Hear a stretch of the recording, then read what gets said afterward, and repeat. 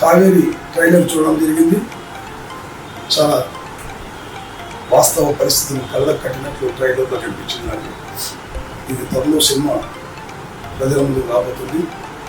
ఈరోజు దేశ పరిస్థితి, రాష్ట్ర పరిస్థితి కూడా, రెండు రాష్ట్రాలు, తెలుగు రాష్ట్రాల్లో కూడా ఈ ఒక జీవితం, అమ్మాయిల జీవితం చాలా దుర్భరంగా ఉంది.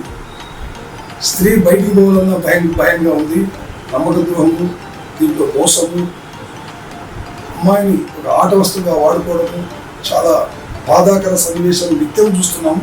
అది కళ్ళ కట్టినట్లు ప్రొడ్యూసర్ అల్లాప్రకాష్ గారు చాలా చక్కగా వ్యయ ప్రయాసాలు కోర్చి దీని సినిమా త్వరలో రాబోతుంది. దీనికి మ్యూజిక్ డైరెక్టర్ రాజ్ కిరణ్. కాబట్టి ఈ కావేరి సినిమా ప్రతి ఒక్కరు చూడవలసిందే. ప్రజలకు అర్థం పట్టే విధంగా నేటి సామాజిక పరిస్థితులు చైతన్యవంతం తీసుకొని రావాలని సినిమాను ఎంతో వ్యయ ప్రయాసాలు వచ్చి అల్లాప్రకాష్ గారు చేయడం జరిగింది. నాకు చాలా నచ్చింది. ఈ సినిమాను అందరూ చూడాలి. ఇటువంటి సంఘ వ్యతిరేక శక్తులను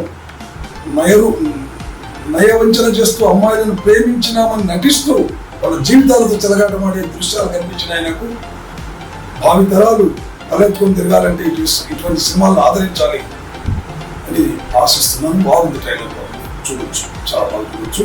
అందరికి చూపించమని చెప్పొచ్చు, చూడాల్సిందే. అందరికి ఇటువంటి మార్పు రావాలంటే ఎక్కడి నుంచో రాదు, ప్రజల్లోనే రావాలి. ప్రజల్లో రావాలంటే మీడియా అవసరం.